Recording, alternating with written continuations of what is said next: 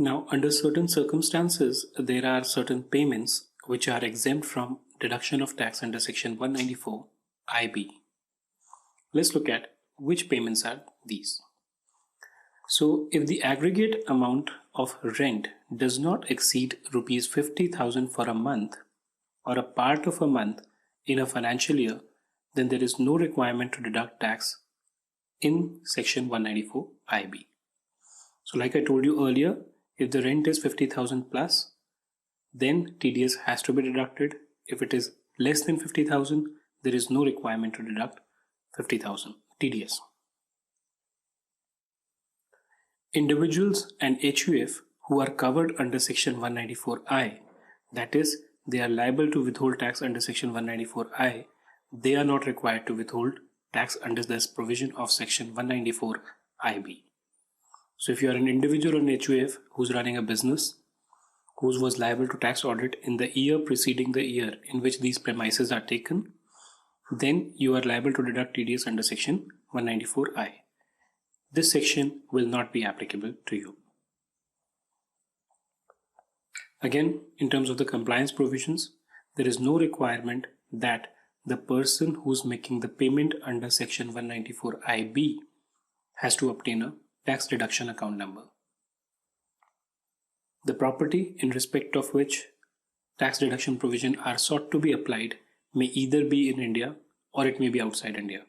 But as long as it is covered within the four corners of Section 194 IB, it is applicable or liable for deduction of tax under this section.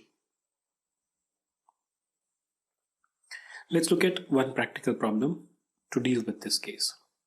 So suppose there's a property for which the monthly rental is rupees 60,000 per month from 1/4/2019.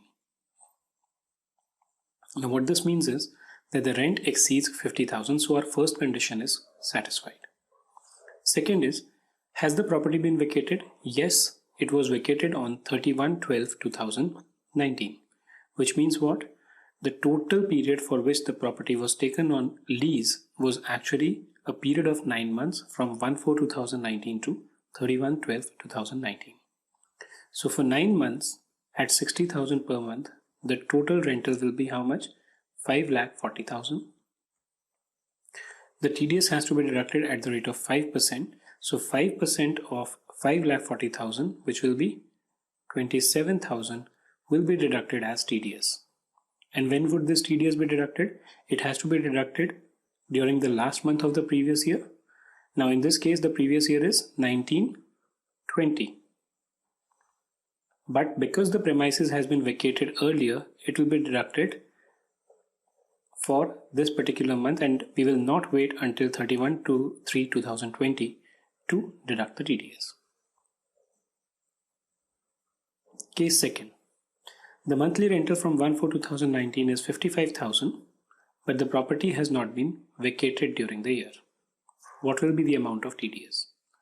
So for 12 months, basically 55,000 into 12, the amount of TDS will be, the amount of rent will be 6,60,000. TDS at 5% of this will be 33,000, right?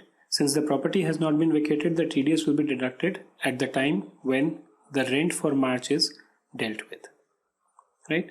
So let's say whenever this is credited, at that time 33,000 will be deducted as TDS. Thank you for watching this video. If you liked this video, you can subscribe to our channel to stay updated on more such videos. You can like this videos and also share it with your friends. And if you're looking for material on this particular subject, you can visit us on our website at www.arrangeacademy.com.